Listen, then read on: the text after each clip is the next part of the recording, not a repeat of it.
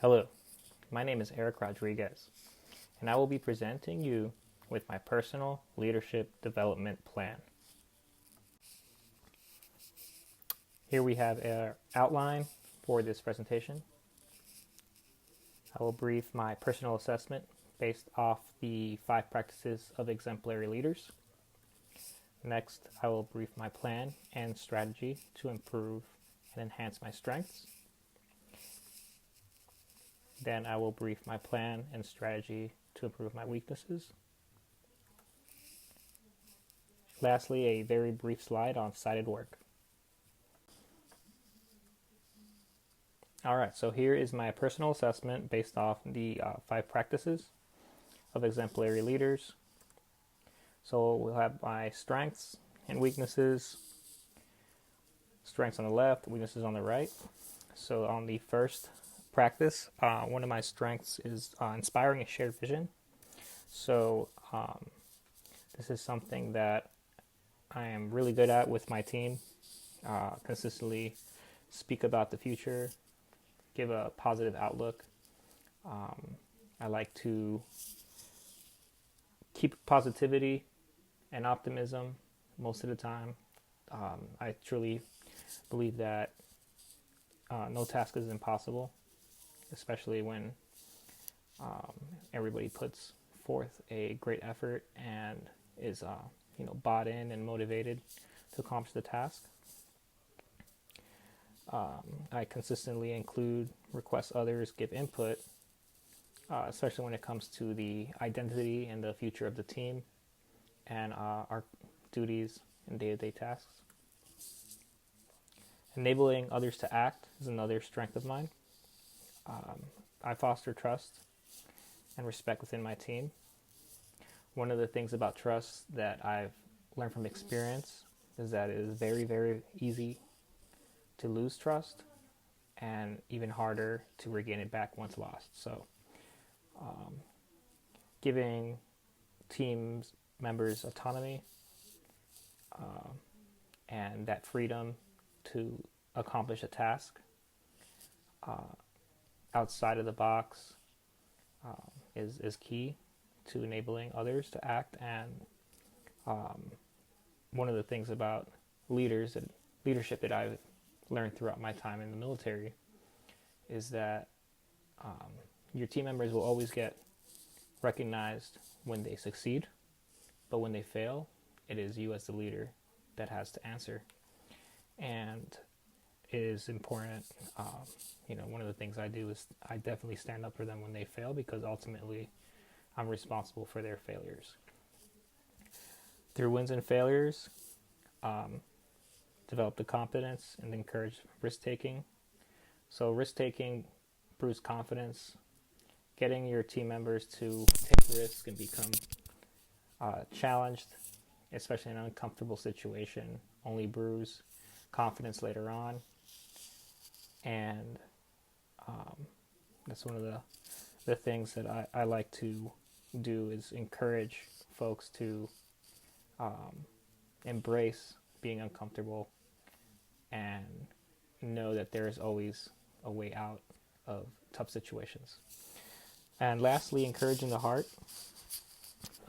acknowledging the efforts and contributions of team members is important. I've written many military awards throughout my career, especially as a non-commissioned officer. One of the things and philosophies I bring to work every day is definitely praising in public, criticizing, counseling in private. That is a very simple way to earn respect and trust of your team members. Fostering a family culture is important. I remind the team that we spend a lot of time together, more than we do with our own families sometimes, and in a way we are a second family. It's important to let everybody know that we're all in this together and we have to have each other's backs. And I never assign a task that I'm not willing to complete myself. That is a big attribute I have that helps me maintain trust with my team members. And I always ask how I can help, especially when I'm not directly involved in the task, I still ask. So some of my weaknesses here, modeling the way. So one of the things I've lacked throughout my time as a leader is, clarifying team values, vocalizing my own values, and, asking others to input theirs. And since, I struggle to clarify those, it's very difficult for me to affirm shared values of the team. So that's one of the things that I struggle with. And the last of my weaknesses here, challenging the process. So I like to, it's very easy to stay comfortable as a leader and only abide by the SOPs and guidelines that have been set forth by the organization. I definitely need to search for opportunities and encourage risks. So just like one of my strengths is enabling others to act and take risks on that end, I need to do better at challenging the processes in a healthy, constructive way. Just remembering the fine line between insubordination and actually finding different avenues of approach to certain tasks that are not dictated black and white. So encouraging risk-taking and innovation is definitely another one of my weaknesses. Sticking too close to regulations, doctrine is something that I think we can improve on, that I can improve on. Here's my plan and strategy to enhance my strengths. I will read each bullet point and then elaborate in my own words as well. So inspiring shared vision. I will use Kuz's and Posner's strategy for envisioning the future, which emphasizes reflecting on the past, attending to the present, and then projecting into the future. Making the vision appealing is important to motivating others to become invested. It is important to ensure values are shared across the team and not singular. Listening to each member's voice and aligning the future on everyone's vision creates the necessary purpose and direction to succeed. So making the workplace, making the future appealing and enjoyable is important to having a motivated team, one that is excited to come to work, is excited to take on those challenging tasks. Inspiring shared vision is important.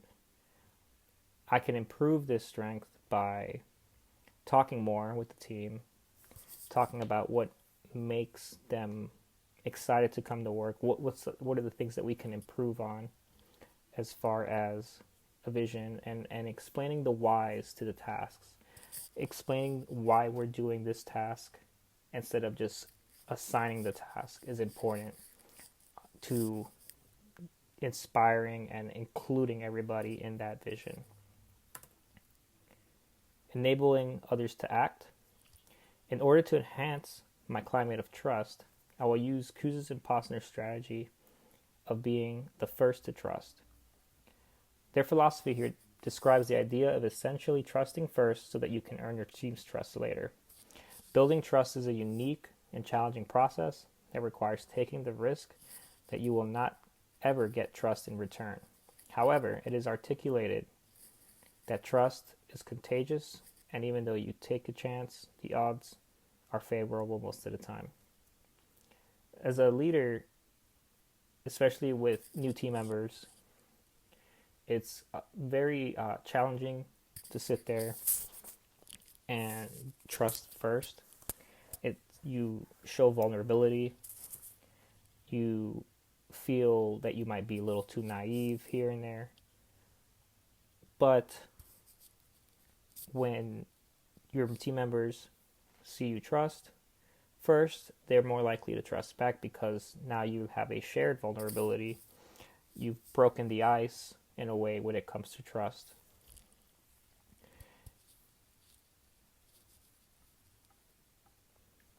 While I foster a climate of trust, and I've never broken trust with any of my team members. It's not been my MO to trust first. So these are one of the many improvements that I'm going to make to enhance this strength of mine. Last, encourage the heart. Something that I've never considered when recognizing team members was to personalize recognition. In order to make recognition more meaningful and less cliche, I will get to know my team members on a personal level so that I can tailor awards or verbal recognition more towards the individual. Knowing their likes and dislikes is key to meaningful recognition. Personalizing recognition will create a unique and bespoke experience that will motivate and encourage members' success and let them know that they can trust me to consider their best interests when making decisions. Instead of making the same old congratulations, the same old good job, the same old thank you, getting to know my team members on a personal level, meeting their families, knowing what they like and dislike, knowing their hobbies, their interests will help me get them a personalized recognition. Something that we do in the military is we give plaques, little plaques of recognition whenever a service member leaves the unit. And one of the things that I can improve here is to put some personalized items on that when they leave. Something that is, unique to them, describes personality, describes their hobbies, and also, like I said earlier, praising publicly. Sometimes your team members might not like to be praised publicly, so getting to know them might make it easier for you. Instead of offending them while praising them publicly, you can give them a more private form of recognition. So that's one of the things you have to do that I can improve on as well as a leader, is personalizing the recognitions. Okay, so here's my plan and strategy to improve on the weaknesses. So the first practice that was designated as a weakness for me was modeling the way. Here I write that I will establish core values for the team and include shared values derived from the team members themselves. The way we work and accomplish tasks will align with our core values. In order to establish values, I will use Kouz's and Posner's strategy of finding my voice and discovering my personal credo. Once I have accomplished this, I will ask my team members to write down their personal credos as well. Working through any points of tension and then molding our core values based on our own will accomplish this plan. So everybody has a set of personal values that helps them make decisions every day, personally, professionally.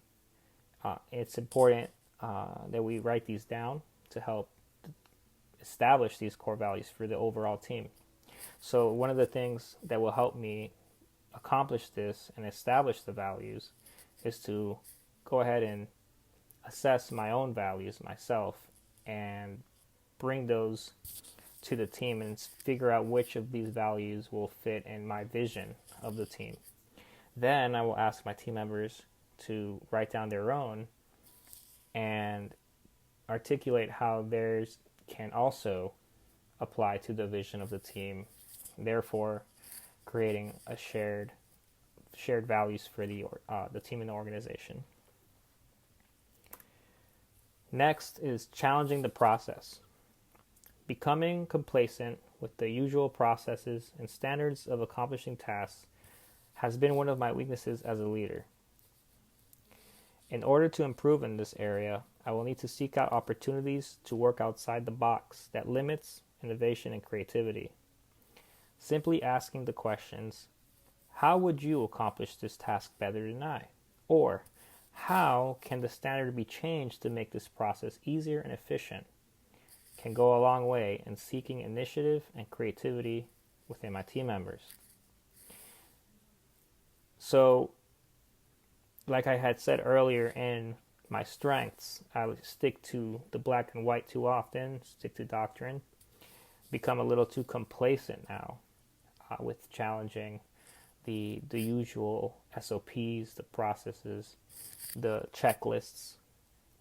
So involving my team members in figuring out, hey, is there an easier way to do this that, we can still use the checklist as a guide or use the SOP and the way of that's been done before.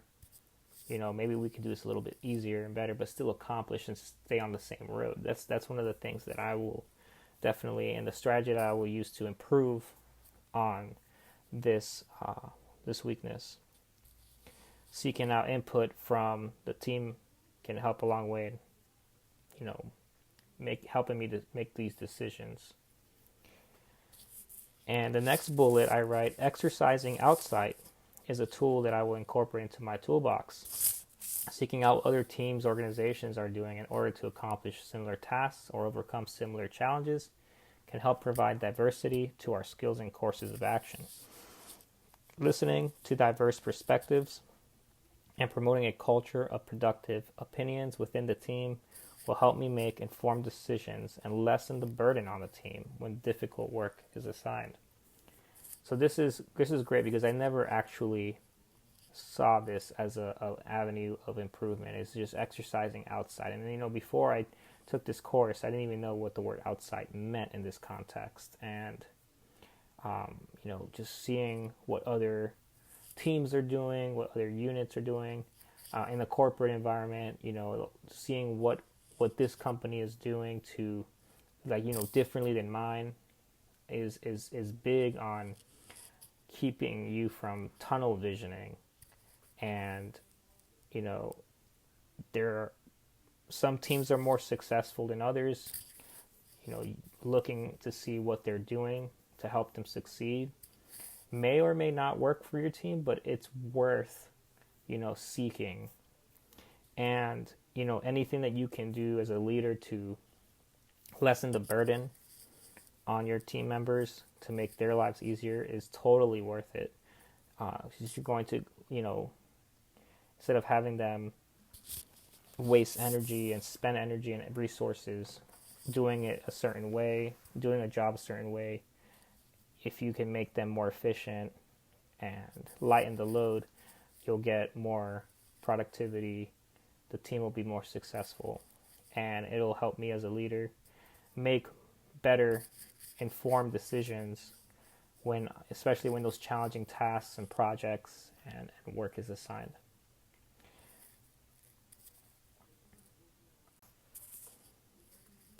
Okay, so here is my reference page. It's very brief. All my cited work comes from the textbook, The Leadership Challenge, How to Make Extraordinary Things Happen in Organizations by Kuz and Posner. I want to thank you for listening to my presentation, and I hope you have a great day.